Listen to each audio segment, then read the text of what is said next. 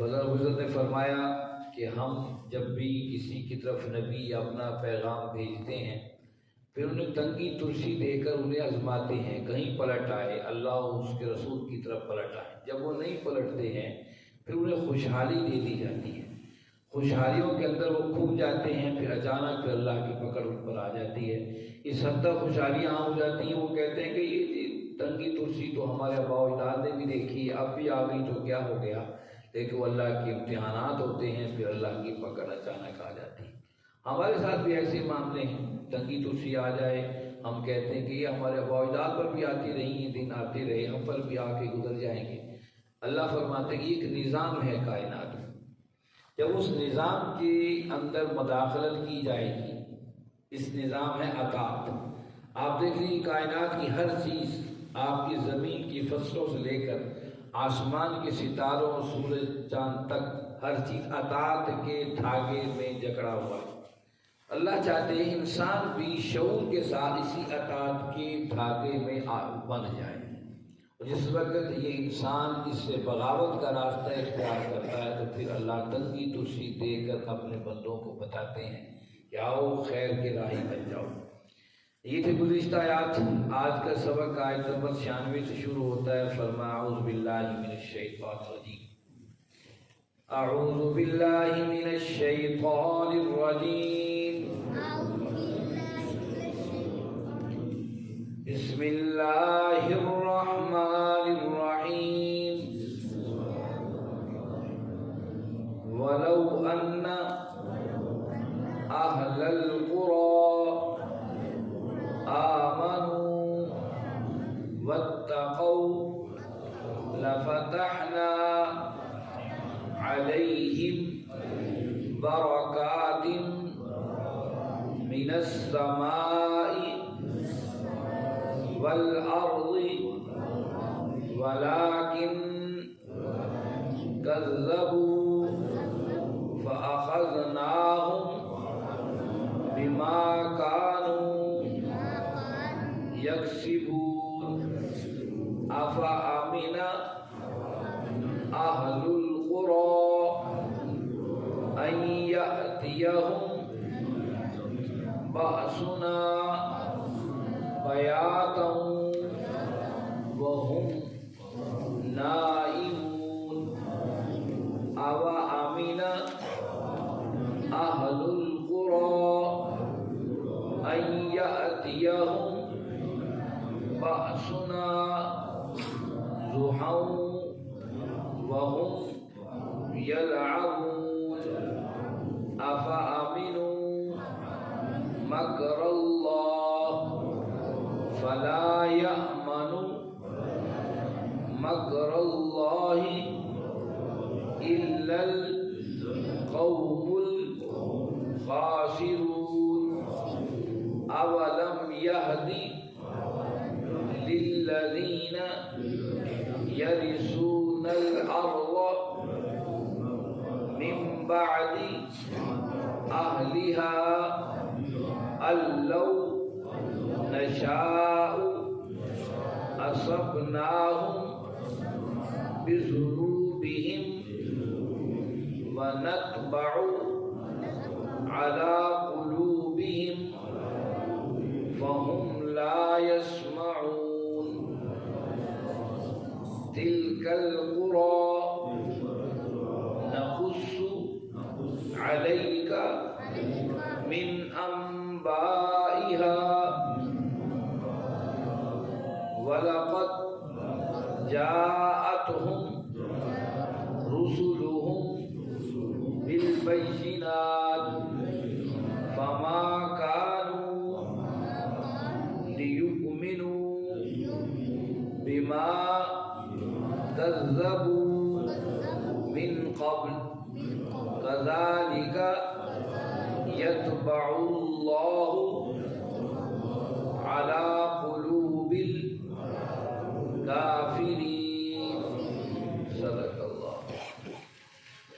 عزیز ساتھیوں، تمام حمد و ثنا، تعریف و توصیف اس رحیم و کریم رب کے لیے جس نے آپ اور ہمیں اپنی بارگاہ میں بیٹھنے کا اور اور اس کی کتاب کو قرآن مجید کو سیکھنے کا موقع اور توفیق بخشی۔ اس کے بعد لاکھوں کروڑوں درود و سلام اس نبی مہرباں پر جنہوں نے اللہ رب العزت سے حق کو پا کر ہم تک حق پہنچانے کا حق ادا کر دیا۔ عزیز ساتھیو، نامہ پارہ ہے سورہ اعراف ہے، اور سورہ اعراف کی ہم نے 95 آیات پڑھ لی ہیں۔ آج کے سبق میں جو احکامات ہیں آئیے دیکھیے اس میں اللہ رب العزت نے کیا باتیں بتائیں۔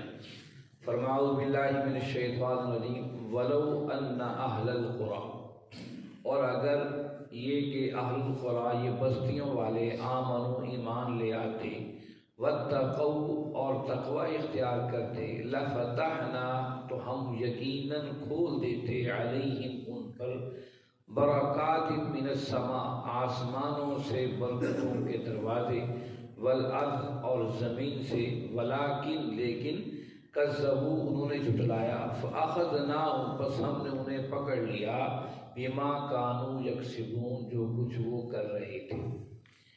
دیکھیے گزشتہ آیات میں اللہ رب العزت نے عذاب کے تذکرے فرمائے، اور یہاں اللہ رب العزت ایک اور بات بتا رہے۔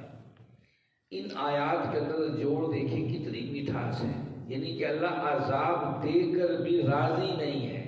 ان آیات کو دیکھیے، اللہ نے عذاب دیا ہے قوم شعیب، اور پیچھے انبیاء کا 5 نبیوں کے تذکرے ہوئے کہ یوں یوں ہم نے عذاب دیا، لیکن یہ آیت بتاتی ہے ولو ان اہل القری، ذرا اس کو عام تناظر میں دیکھیں، لگتا ہے کہ اللہ نے عذاب تو دے دیا ان کی ہٹ دھرمیوں کے بنا پر، لیکن اللہ عذاب دینا چاہتے نہیں تھے۔ گویا کہ اللہ جہنم میں نہیں بھرنا چاہتے۔ اللہ نے جہنم اس لیے بنائی کہ ہم بس اس کو چھوٹی چھوٹی باتیں ہو جائے اٹھا کے جہنم میں پھینک دیا جائے، نہیں ایسا نہیں ہے۔ جب آخیر ہو جاتی ہے، جب کوئی اور راستہ انسان چھوڑتا ہی نہیں ہے تو پھر اس پر جہنم کے راستے آتے ہیں۔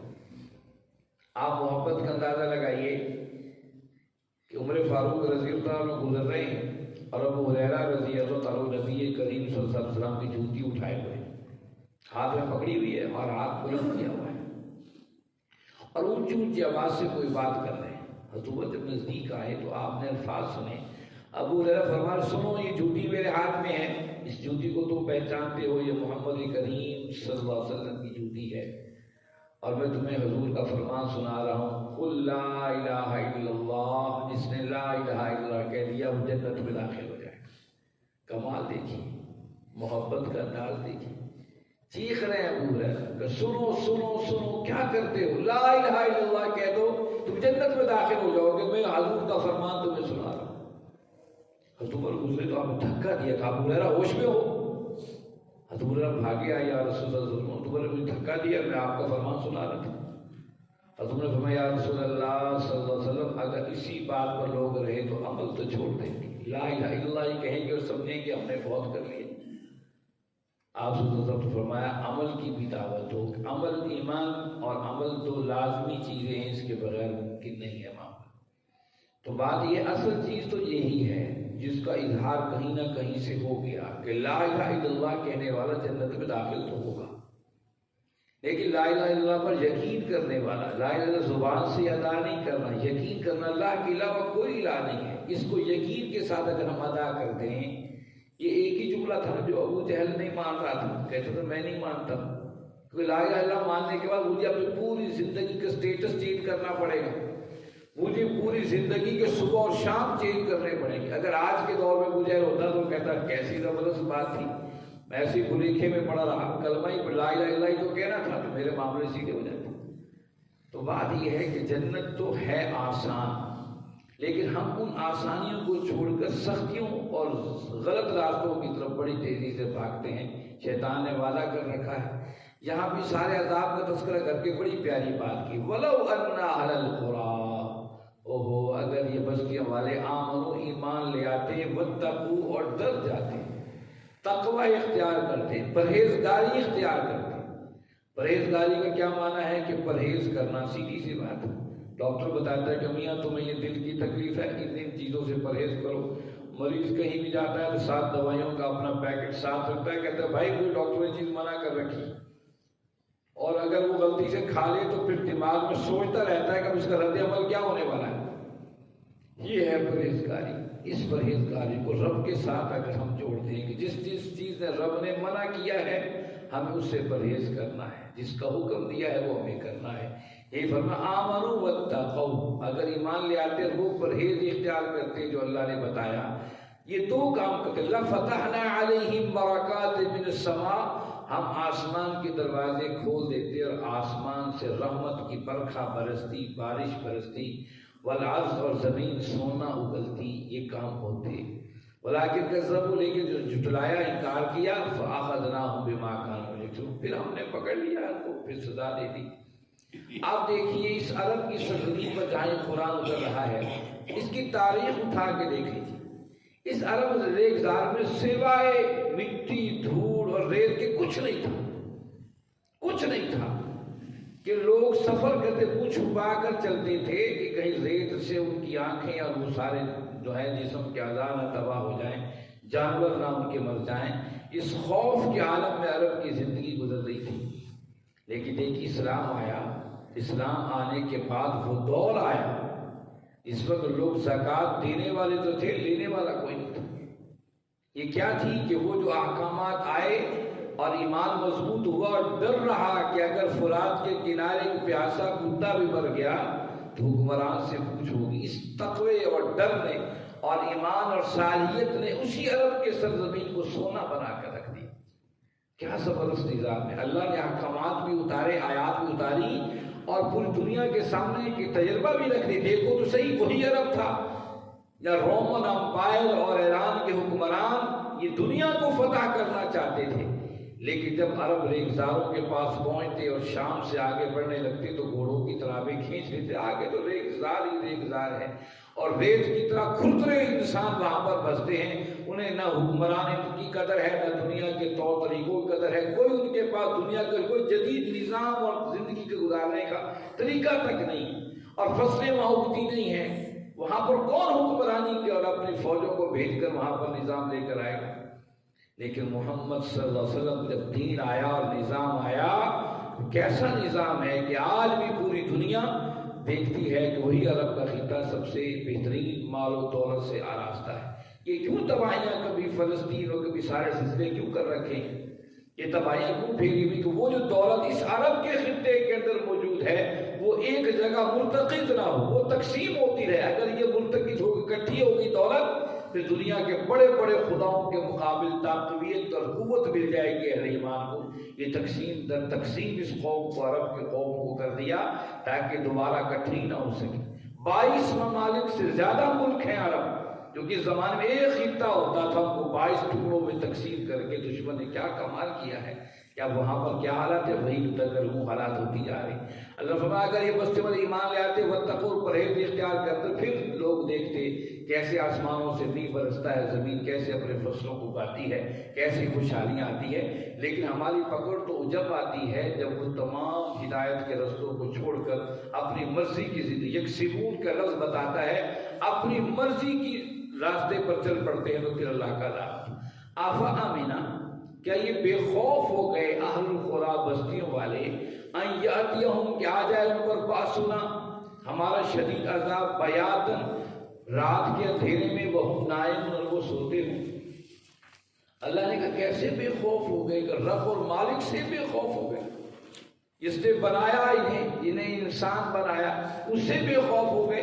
اگر اللہ چاہے رات سوئے پڑے ہوں تو اللہ اپنے عذاب کو لے آئے، سوتے کے سوتے رہ جائیں۔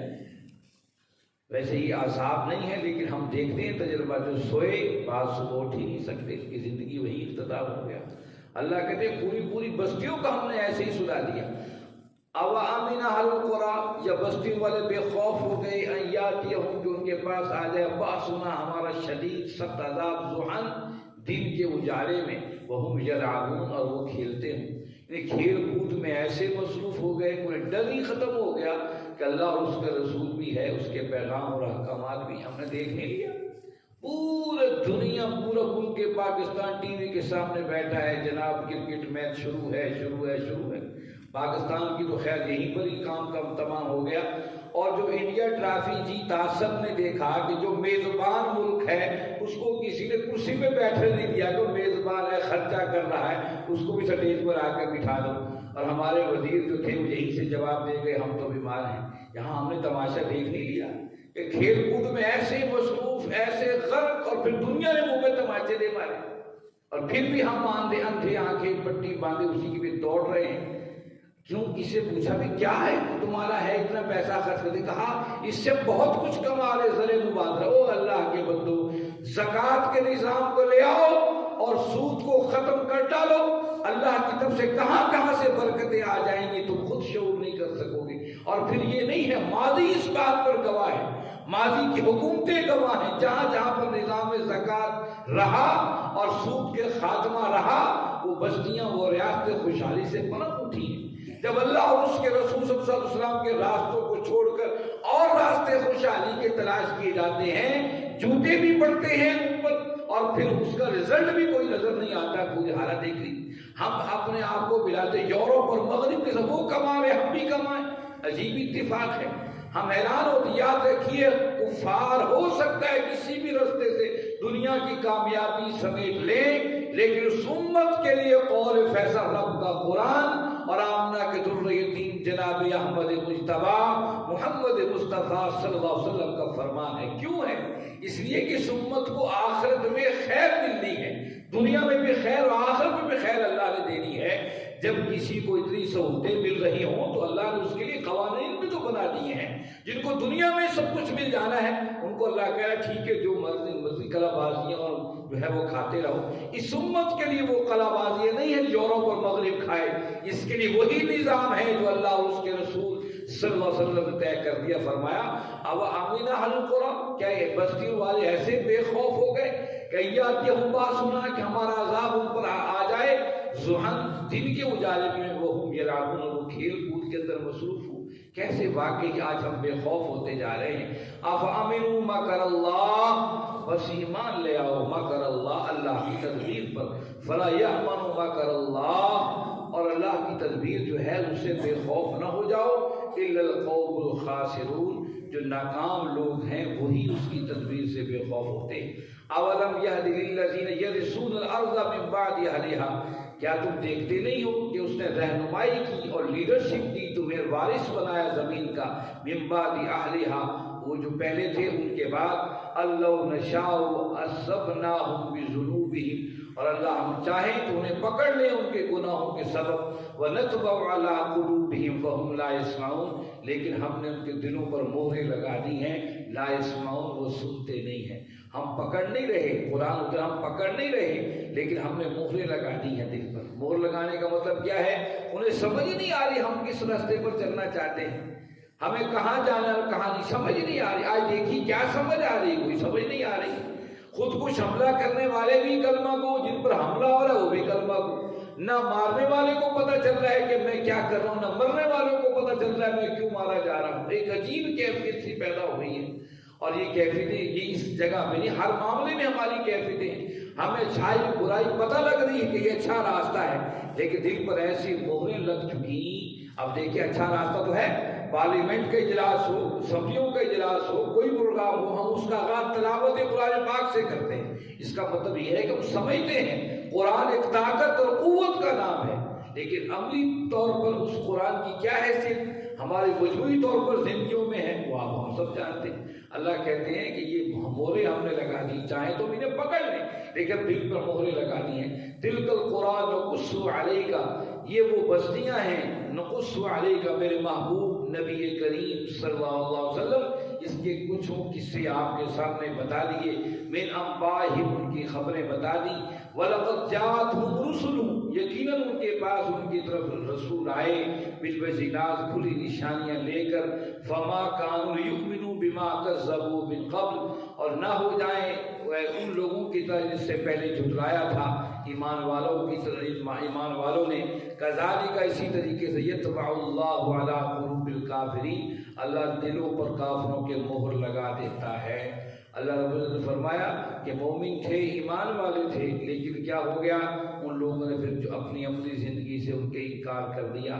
آج بھی معاملہ میرے بھائیو اسی طریقے سے ہے، ہم مانتے ہیں سچی کتاب ہے، مانتے ہیں اسی میں نجات ہے، مانتے ہیں دنیا آخرت اسی سے نکلے گی، ایک عملی طور پر ہم نے رنگ برنگی جھنڈوں اور مختلف قائدوں اور لیڈروں کو اپنا سب کچھ مان کر ان کی معاملات پر سب کچھ لٹائے جا رہے ہیں اور کہتے ہیں جی دین اور ہے دنیا اور ہے. دین اور دنیا کے علیحدہ علیحدہ تقسیم ہوتی تو اللہ کے نبی صلی اللہ علیہ وسلم اپنی جگہ کسی ایسے شخص کو حکمران بناتے جو سچی دکھا کر کھپی مارنے والا ہوتا. ابو بکر جیسے درویش شخص کو حکمرانی نہ دیتے. مرحو ابا بکر بالصلاۃ جو یہ حدیث ہے ابو بکر صدیق رضی اللہ عنہ کو نماز کا حکم دو. یہ واضح اعلان ہے کہ میرے بعد اس مصلی کا وارث اس امامت اور حکمرانی کا وارث ابو بکر ہیں.